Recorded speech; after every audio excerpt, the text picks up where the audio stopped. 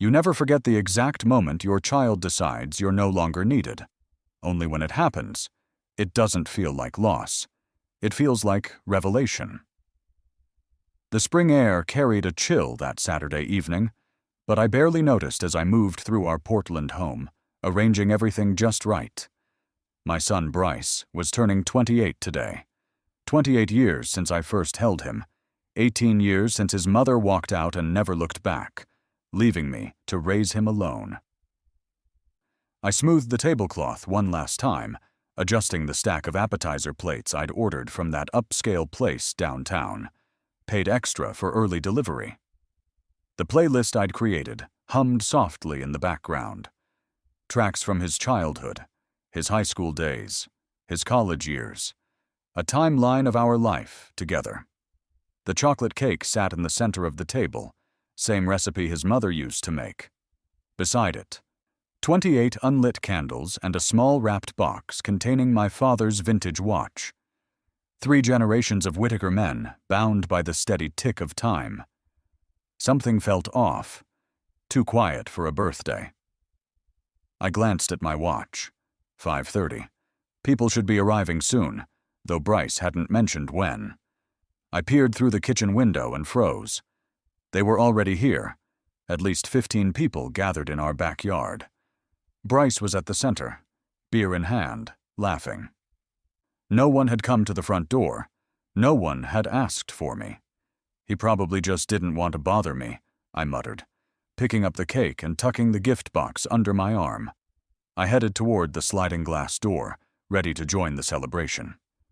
That's when I heard my son's voice carrying through the gap in the door. The guy's just too much. Like I'm 28 and he still treats me like I'm 15. I stopped, one hand on the door handle. Chase's voice followed. That friend from college I never much cared for. Man, he's trying to buy your love or something. Who the hell still makes cakes like it's middle school? Jordan, another voice I recognized. You know he's gonna show up with some corny-ass speech, right? My fingers tightened around the handle, but I couldn't move. Couldn't push it open. Couldn't step away. Then Bryce, my son, my only child. Honestly, best gift he could give me is to disappear. For good. The words hit like a physical blow. My chest tightened, and I stumbled back slightly, barely keeping hold of the cake. You could just move out. A girl's voice. Samantha, I think. With what money? Bryce scoffed. He has me locked down tighter than a cell contract. Laughter rippled through the group. He wants me to be some boot-licking 9-to-5 zombie. Nah, I'll ride this free rent as long as I can. That's your retirement plan, huh? Daddy's basement? Jordan again. Mocking. More like Daddy's puppet show. Man's a spreadsheet with legs. My entire body began to tremble. The gift box slipped from under my arm, landing softly by the door. I bent to pick it up, my mind racing backward through time. The science fair projects I'd helped him build at 2 a.m, the nights in the emergency room during his asthma attacks, selling my stock options to cover his college tuition, missing my own retirement party to help him move after yet another breakup. All those moments, dissolving in the acid of his words. I backed away from the door, cake still in hand. In the kitchen, I set it down beside the unlit candles. The gift I placed back in a drawer. From the shadowed hallway, I watched him through the window, laughing, drinking, completely unaware that he'd just severed something irreparable. No dramatic scene followed. No tears. No confrontation. Instead, something cold and clear settled into my bones as I walked upstairs to my office. I opened the filing cabinet and pulled out the property deed to the house, utility bills, insurance statements, the loan agreement for the car Bryce drove, all in my name. If he wanted me gone, I could give him that. But not the way he imagined. I closed the drawer quietly, not in defeat, but like a man setting down blueprints. Outside, the party continued, voices and music drifting up through the floorboards. Inside, the man who built that life had just decided to burn it down. Some fathers cry in silence, Others solve problems with precision. I was never good with emotion, but I was very good with systems. The morning after Bryce's birthday, I woke at 5:30, same as I had for 40 years of work. The house was silent. Bryce hadn't come home. No call, no text. Not that I expected any different. I made coffee and sat at the kitchen table, my engineering journal open before me. For decades, I'd used it to solve structural problems, calculating load-bearing capacities, stress points, foundation requirements. Today, I was solving a different kind of problem. I wrote monthly cost of Bryce at the top of a fresh page and began calculating. Rent value in the area, $2,800. Utilities, $400. Groceries, $450. Car insurance, $230. Streaming services, internet. Phone plan, $180. I tallied it up. $4,060 per month, approximately $52,000 annually. I flipped back through 5 years of financial records and made more notes. Over $250,000 spent supporting him since he turned 23. Not counting emergencies, the 3 phones he'd broken, the loans never repaid. On the facing page, I started a new list. Instances of refused responsibility. I worked methodically backward through the years. 2021. Co-signed for his $35,000 Audi. He stopped paying insurance after 2 months. I covered it. 2019. House sitting while I attended a structural engineering conference. Came home to find vomit on my couch and cigarette burns on the deck. 2017. Called in favors to get him a tech internship. He quit on day 3 because they were micromanaging him. The list grew to fill the page. At the bottom, I drew a final column, return on investment, and left it blank. I closed the journal and pulled out my phone. Elena Morgan, a real estate agent recommended by my former project manager, answered on the second ring. "Mr. Whitaker, what can I do for you?" "I need to sell my house, quickly." "Any particular reason for the urgency?" Her voice was professional but curious. "Personal matters. I'd like it off my hands within 2 weeks." A pause. "That's aggressive, but possible. What's the address?" I gave it to her. 4-bedroom in Selwood. We could list at $850,000. It's a hot market. If we have a buyer within a week, I'll add $5,000 to your commission. She cleared her throat. "I can be there this afternoon to evaluate the property." I hung up and immediately went to work.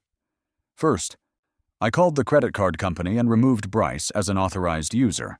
Next, I unlinked his phone from the family plan. Then I began emptying my bedroom, boxing essential documents, photos, the few mementos worth keeping. By noon, I'd arranged for a storage unit under a new account and contacted Benjamin Lasky, my attorney. I removed Bryce from my will, revoked his power of attorney, canceled his emergency access to all accounts. When Bryce finally stumbled in around 7 that evening, he was drunk. He didn't notice the missing photos or the rearranged furniture. Didn't seem to care that I hadn't spoken to him since overhearing his true feelings about me. "Hey, Dad," he slurred, leaning against the doorframe of the kitchen. "Can I get $200?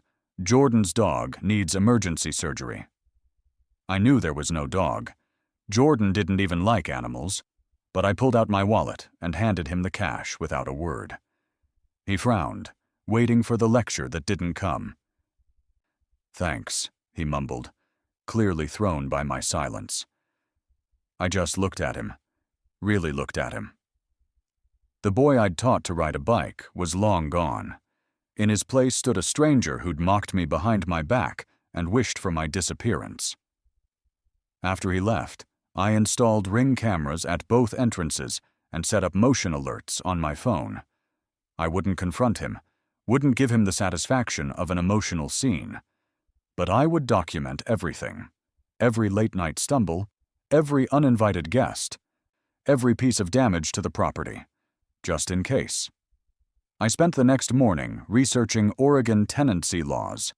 Bryce had no lease, no rental agreement, no tenant rights, just guest status in a home owned solely by me. Legally, I could evict him with minimal notice. Elena returned that afternoon with surprising news. "The Garcia family," she said, spreading photos across my kitchen table. "They're relocating from Sacramento. 2 kids, both parents work in healthcare. They're offering cash. No contingencies. They want to close fast." "How fast?" "April 28th. She watched my face. "Is that soon enough?" I nodded. The day before Bryce's birthday weekend would end. Perfect timing. "One more thing," Elena said. "They'd like to visit the property tomorrow afternoon, if possible. Bryce will be out. Schedule it whenever works for them." That night, I sat alone in my study, staring at the final copy of the house deed. Outside my window, the Japanese maple I'd planted when Bryce was born swayed in the evening breeze. I'd chosen that specific variety for its resilience to Pacific Northwest winters. I'd raised my son with the same careful attention, protecting him from harsh elements, providing the perfect soil for growth, pruning away trouble.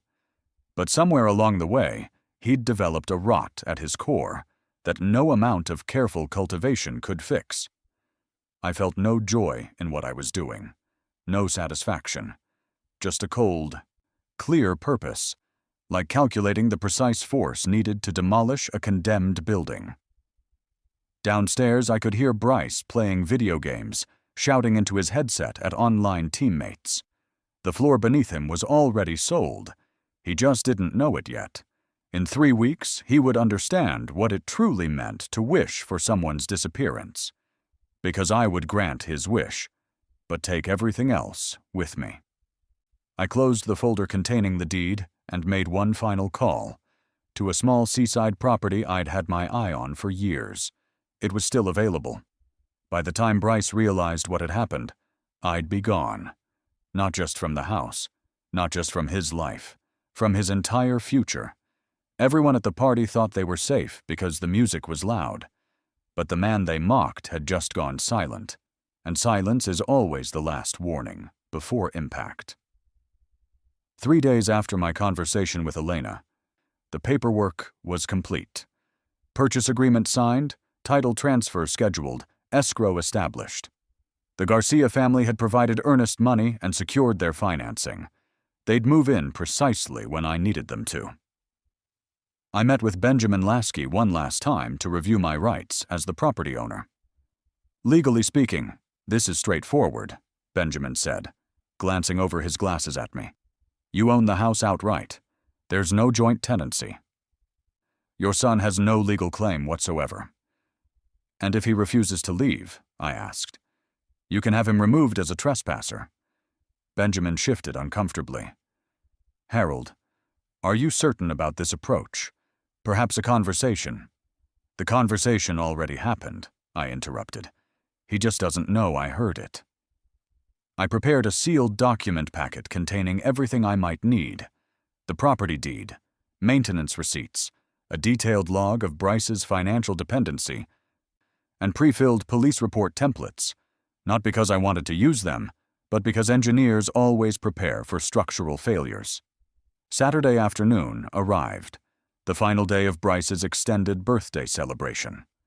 From my upstairs window, I watched as cars filled the street and people streamed into our backyard. My backyard. At least 25 strangers, none of whom Bryce had bothered to introduce to me. Red plastic cups everywhere, cigarette smoke drifting up. Music so loud I could feel the bass through the floorboards. Bryce stood by the grill, playing host with Chase, Jordan, and Samantha clustered around him, all visibly drunk at 4 in the afternoon. I watched as someone knocked over the Japanese maple planter I'd installed last spring. No one bothered to right it.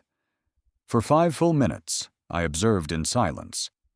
Then I put on a simple blue button-down shirt and khaki slacks, the most ordinary, forgettable outfit I owned, and walked downstairs. When I stepped through the sliding glass door, a few heads turned. The music continued, but conversations near me quieted slightly. "Oh man, here comes the landlord," Chase called out, loudly enough for everyone to hear. Bryce turned, beer in hand, eyes narrowing when he saw me. "Dad?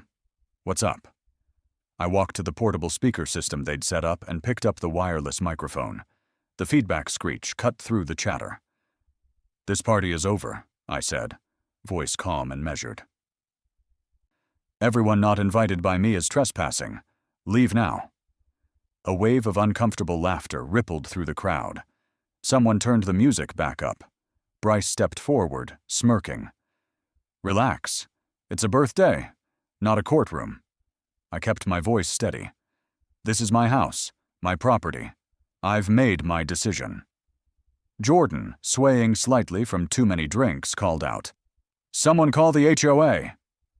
More laughter followed. I noticed Samantha filming the scene on her phone, whispering to a friend, "This is content gold." Bryce walked toward me, chest puffed out with liquid courage. "You can't kick me out of my own home, Dad. These people are my guests, my friends." "You live here by permission," I replied. "That permission has expired." Bryce laughed, but I caught the flicker of uncertainty in his eyes. "Wow, you finally snapped. This is elder rage." He turned to the crowd, arms outstretched. "This is the guy who thinks parenting is a property claim." Let's all clap. A few people obliged, but most were beginning to sense the tension wasn't part of some planned entertainment. I pulled out my phone and dialed 911, maintaining eye contact with Bryce the entire time. "Portland Police Department," came the voice on the other end. "My name is Harold Whitaker. I'm the sole owner of the property at 2318 Maple Street. There are people on my property who are refusing to leave when asked. I need assistance removing trespassers." The party finally began to quiet. Bryce's face cycled through confusion, anger, and disbelief. "Officers will be there shortly," the dispatcher assured me. 5 minutes later, 2 patrol cars pulled up. Officers Raymond Clark and Shelby Ruiz approached, surveying the scene with professional detachment. "Who called this in?" Officer Clark asked. "I did," I said, stepping forward. "I'm Harold Whitaker, the homeowner." Officer Clark nodded and gestured for me to step aside with him, while Officer Ruiz began asking people to move toward the front yard. "Sir, can you explain the situation?" Clark asked quietly. "This is my home. I own it outright." I handed him the property deed and my driver's license. "These people were not invited by me. I've asked them to leave and they're refusing." Clark reviewed the documents. "And the young man arguing with my partner?" "My son. He lives here by my permission, which I am now revoking." Clark's expression remained neutral, but his eyes showed he'd seen this kind of family fracture before. "Understood." Meanwhile, Bryce was growing increasingly agitated with Officer Ruiz. "This is my damn house, too," he shouted, loud enough for everyone to hear. Officer Clark rejoined them. "Sir, I've verified the ownership. Your name is not on any lease or title. If you don't leave when asked by the legal owner, we will arrest you for trespassing." Bryce's face flushed red. "He's my father. This is abuse." "You're an adult," Officer Ruiz replied, unmoved. "You're living here by his goodwill. He's revoked that." The party had fully dissolved now. Some guests quietly slipped away to their cars, while others stood watching the drama unfold, phones raised to capture everything. Chase and Jordan tried to argue on Bryce's behalf, but Officer Clark shut them down with a stern look and a hand raised in warning. "Final warning," Clark said to Bryce. "You need to leave the property now. You can return when the owner permits it." Bryce turned to me, his voice dropping. "You think this makes you a man?" Then he did exactly what I expected, what the entitled always do when their position is threatened. He made a fatal error. He placed his hand on Officer Clark's chest and gave a light shove. "Don't touch me," Clark said sharply, immediately reaching for his handcuffs. "Turn around. Hands behind your back." "What?" "No." Bryce tried to step away, but Clark already had his wrist. "You're under arrest for assaulting an officer and criminal trespass," Clark stated, his voice loud enough for all remaining guests to hear. I watched in silence as my son, the boy I'd raised alone for 18 years, was handcuffed on the back patio, barefoot and humiliated before his friends. As the officers led him toward the squad car, Bryce twisted back to look at me, his face contorted with rage and disbelief. "You'll regret this, old man," he spat. "You just killed your legacy." I didn't respond. There was nothing left to say. After the police cruiser pulled away, the remaining guests scattered quickly. Samantha, I noticed, was already typing furiously on her phone, no doubt sharing the drama with her entire social network. The video would be online within minutes. I walked back into the empty house, alone. The sliding door closed behind me with a soft click. In the sudden quiet, I could hear the grandfather clock ticking in the hallway, a steady mechanical heartbeat counting down the minutes of a dying relationship. My phone buzzed with a text from Elena. "Buyers confirmed. Garcia family wants to close in 5 days. Full cash offer. No contingencies." I typed back, "Accept. Notify me the second it's done." From the upstairs hallway, I watched the last police cruiser disappear around the corner. I had expected to feel something. Triumph, perhaps, or regret. Instead, there was only the calm certainty of a man who had finally solved a complex engineering problem. What I didn't realize then was that Bryce wouldn't accept this structural failure. He would try to rebuild, to come home again. But home was already sold to strangers. Most people disappear by accident, losing relevance slowly. But to vanish with purpose? That takes discipline. 3 days after Bryce's arrest, I woke before dawn. The movers arrived at 7 sharp, working quickly and quietly to load my essential belongings into their truck. I'd sold or donated most of my furniture. 62 years of life distilled into a few boxes. It was surprisingly liberating. At 9:30, Carlos and Maria Garcia arrived with their children, Elena the realtor at their side. They'd come for the final walkthrough before signing the closing documents. "Mr. Whitaker," Carlos said, extending his hand. "We can't thank you enough for making this process so smooth." I shook his hand firmly. "The house has served my family well. I hope it does the same for yours." Their children, a boy about 7 and a girl perhaps 5, darted from room to room, voices echoing with excitement. The sound of young life filled spaces that had grown too quiet, too tense. Maria smiled warmly. "The neighborhood seems wonderful." "The schools have excellent ratings." I nodded, watching as Elena handed them a folder of information about local services. They were good people, hardworking, grateful, first-time homeowners. They'd care for this place in ways my son never had. As we completed the paperwork, a thought occurred to me. "I have a favor to ask," I said. "If someone named Bryce comes here looking for me, would you give him this?" I handed Maria a sealed envelope. She glanced at her husband, then nodded. "Of course." Inside that envelope was a simple note. "Bryce, you said you wished I'd disappear from your life forever. I've decided to grant your wish. The house has been sold. I am traveling extensively and will be unreachable indefinitely. You now have the independence you always demanded. Harold." After the Garcias left, I made one final call, to Frank Eaton, my neighbor of 15 years. Frank was a retired postal worker, quiet and discreet. "I need a place to stay for a few days," I explained, "just until I'm ready to leave town." Frank didn't hesitate. "Guest room's yours, Harold. No questions asked." By noon, I'd moved into Frank's spare bedroom across the street. From his front window, I had a perfect view of my former home. I could see the Garcias moving in, carrying boxes, arranging furniture. I'd become a ghost, watching life continue without me. "Family conflict?" Frank asked that evening, handing me a cup of coffee. "Something like that. I'll be gone in a few days." Frank nodded. He wasn't one to pry. 2 days later, at precisely 9 in the morning, Bryce appeared at the end of the street. Even from a distance, I could see the defeated slump of his shoulders as he trudged up the sidewalk. He wore the same clothes he'd been arrested in, carrying a plastic bag of personal items from the jail. I watched through Frank's front window as Bryce approached our former home.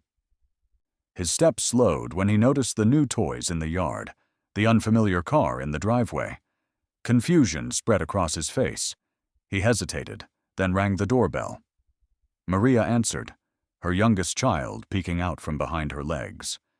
Though I couldn't hear their conversation, I could read the body language. Bryce gesturing toward the house, Maria shaking her head. Then she handed him the envelope. She closed the door gently, but firmly. Bryce stood motionless on the porch for nearly a minute. Then he tore open the envelope and read my note. Once, twice, 3 times. His knees gave out. He sank to the curb, dropping his plastic bag of belongings. A few papers spilled out, probably his release forms and a bus voucher. Carlos stepped outside, clearly concerned but cautious. I could see Bryce's mouth moving, probably asking where he was supposed to go. Carlos shrugged, pointed to the papers in Bryce's hand. My note. Bryce pulled out his phone, called my number, I assumed. He'd find it disconnected. He'd try email next, but those accounts were closed too. Every digital tether between us had been severed. For hours, Bryce wandered the block, occasionally returning to the house. Once he tried his old key in the lock. It no longer fit. A neighbor across the way closed their blinds when he approached their door. From my hidden vantage point, I watched my son experience the true meaning of abandonment, not the imagined kind he'd complained about to his friends, but real, absolute severance. "That your boy?" Frank asked quietly, appearing beside me at the window. I nodded. "Tough lesson. The only one he might actually learn from." Late in the afternoon, something changed. Bryce sat on the curb again, head in his hands. His shoulders began to shake. He was crying, not the manipulative tears I'd seen him use countless times to get what he wanted, but genuine, broken sobs. It was the first honest emotion I'd seen from him in years. A pang of something, not quite regret, but awareness, moved through me. This was my child, my flesh. For a moment I considered going to him, but I didn't. Instead, I turned away from the window and resumed packing for the Oregon coast. I had a rental lined up in Crescent City, California. Small oceanfront. Peaceful. Far enough that accidental encounters would be impossible. "You're really cutting him loose completely?" Frank asked as I zipped my suitcase. "He wanted me gone," I said simply. "I'm just giving him exactly what he asked for." That night, from the darkness of Frank's guest room, I watched Bryce finally walk away down the street, shoulders hunched, head down. He looked back once at the house. Our house? My house. Now the Garcia's house. He'd wanted his father gone. Now he had nothing but the echo of his own cruel words and an empty curb to sit on. Tomorrow, I would be gone, too. When a narcissist loses everything, they don't rebuild. They retaliate. And Bryce still thought the war wasn't over. I stayed at Frank's house for 3 more days, watching and waiting. Bryce disappeared after that first encounter with the Garcias, but Frank kept me updated on his movements. "He was back again last night," Frank reported over morning coffee. "Just stood across the street for about an hour. Didn't approach the house, didn't knock." I nodded, stirring my coffee. "Let him watch. It's all he has left now." The morning I was set to leave Portland, Frank handed me a printout from Facebook. "Thought you should see this," he said quietly. It was a long, rambling post from Bryce. My abusive father sold our family home while I was unjustly detained by corrupt police. I'm now essentially homeless because of his vindictive behavior. I scanned the comments. Most were sympathetic, until someone questioned his story.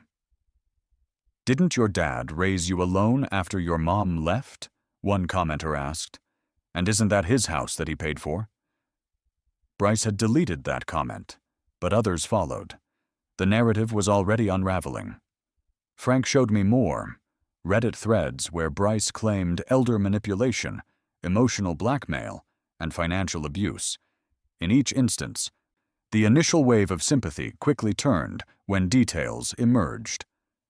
"Public records show the home was in your name only," Frank noted. "Someone did their homework." I nodded. The truth has a way of surfacing. By afternoon, most of Bryce's posts had vanished, deleted when they didn't garner the reaction he wanted. "He's been calling around to your old colleagues," Frank added, "trying to find your new location. Nobody's talking." I wasn't surprised. Bryce had never bothered to build genuine relationships with my friends or co-workers. They owed him nothing. As I packed my car for the final time, Frank handed me one more piece of information. He tried contacting Elena Morgan, claimed she sold the property under fraud. What did she do? Forwarded his call to the brokerage's legal team. They shut him down in minutes. I closed my trunk and offered Frank my hand. "Thank you. For everything." He shook it firmly. Sometimes the kindest thing we can do is let people face the consequences of their actions. My drive down the Oregon coast was quiet and contemplative. Every mile marker seemed to lighten the weight on my shoulders. I'd spent so many years carrying Bryce, financially, emotionally, practically, that I'd forgotten what it felt like to move through the world unburdened. I checked into a small oceanside motel in Crescent City, California. The Pacific stretched before me, vast and indifferent to human dramas. I slept better that night than I had in years. The next morning, I received a call from my bank's fraud department. "Mr. Whitaker, someone attempted to access your accounts using your personal information. We've blocked the attempts, but wanted to verify this wasn't you." I thanked them and immediately took additional precautions, changing all passwords, setting up two-factor authentication, creating a revocable trust named WL Holdings to mask future property and vehicle ownership. 2 days later, Maria Garcia called. "Mr. Whitaker, I hope I'm not bothering you." Her voice was tense. "Your son came back. He left a note in our mailbox, asking if he could stay in our garage, claiming he would clean the house. Anything if we let him stay." "I'm sorry for the trouble," I said. "If he returns, please file a formal police complaint." "We already did," she replied. "And we've installed security cameras. Thank you for letting me know." After hanging up, I sat on the balcony of my motel room, watching waves crash against the shore. I'd expected Bryce to be angry, even vindictive, but not this desperate. For the first time, I wondered if I'd gone too far. Then my phone lit up with a notification, a text from a number I didn't recognize. "Nice disappearing act, Dad. But I will find you. This isn't over." Bryce had borrowed someone's phone. I blocked the number immediately. Another text from a different number followed. "You think you can just erase me? I'm your legacy whether you like it or not." Block. Then another. "I know people. I'll find where you went." Block. By evening, I'd blocked 6 different numbers, each message more desperate than the last. The final one simply read, "Please, I have nowhere to go." I didn't respond to any of them. The next day, I visited a real estate agent in Crescent City and made an offer on a modest oceanfront home. The purchase would be made through the trust, my name nowhere on the public records. As I signed the paperwork, the agent asked the standard questions. "Family joining you?" "No," I said. Just me. Moving for retirement or work? I considered the question. A fresh start. Later that week, my attorney called with news. Your son tried to hire legal representation to contest the house sale, he informed me. No one would take his case. He has no standing, no evidence of wrongdoing, and frankly, no money for retainer fees. Is there anything I need to do? Nothing at all. The sale was completely legal. Your son has no claim.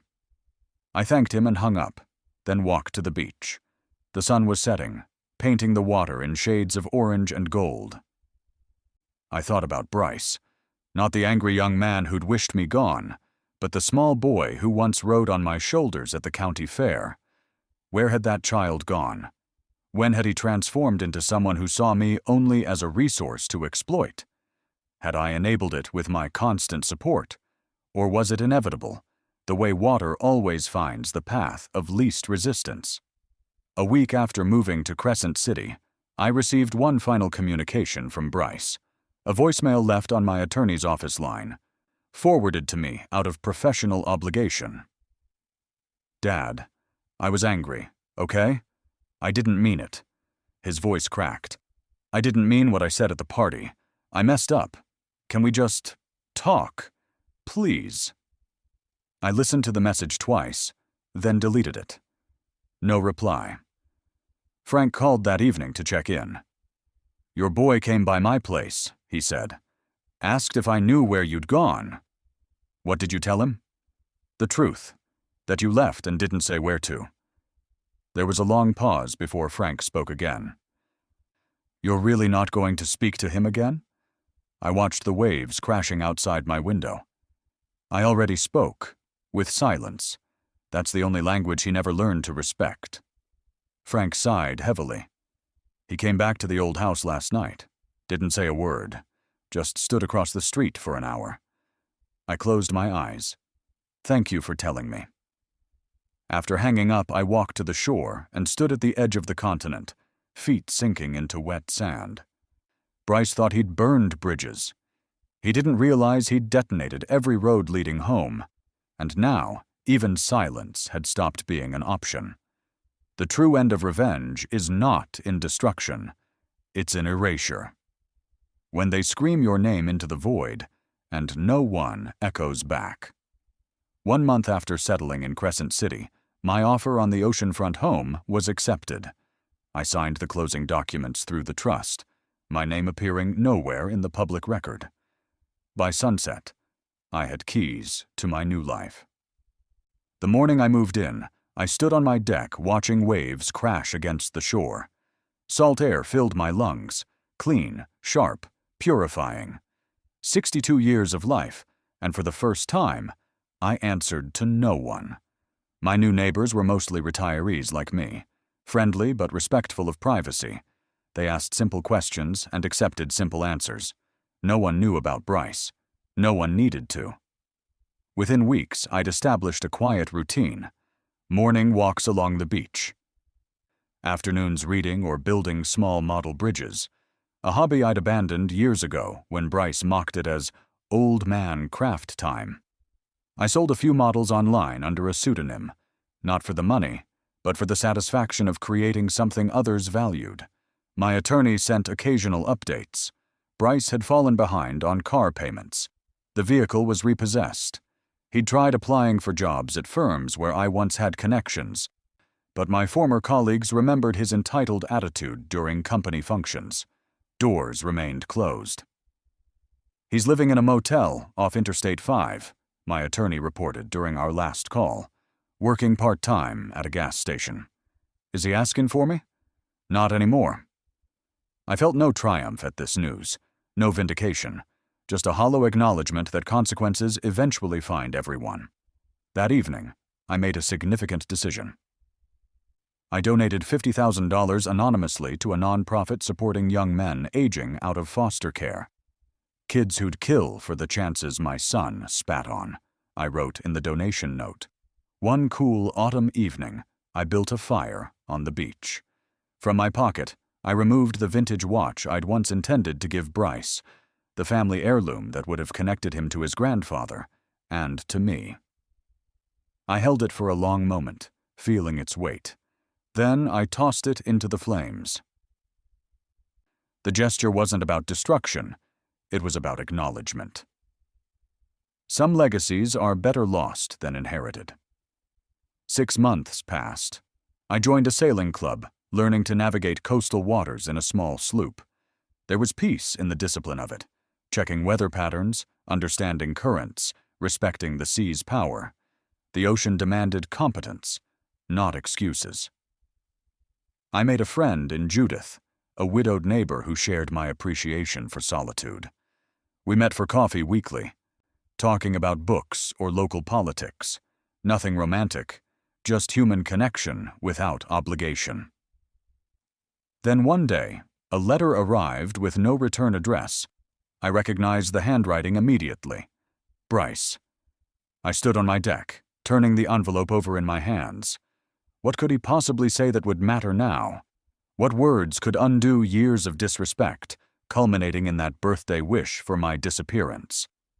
Without opening it, I walked down to the cliffs. The tide was coming in.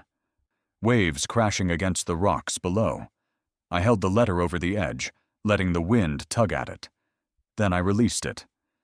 The white envelope tumbled down, caught briefly on an updraft, then disappeared into the churning water below. That night, I wrote in my journal, "There is peace in not proving your side. There is victory in never needing the last word." I slept soundly, waking to sunlight streaming through my windows and the distant cry of seagulls. I made coffee in silence, not the hollow silence of an empty house where family should be, but the peaceful quiet of a space that was entirely mine. Later that day, I stood at the water's edge, watching waves erase my footprints in the sand.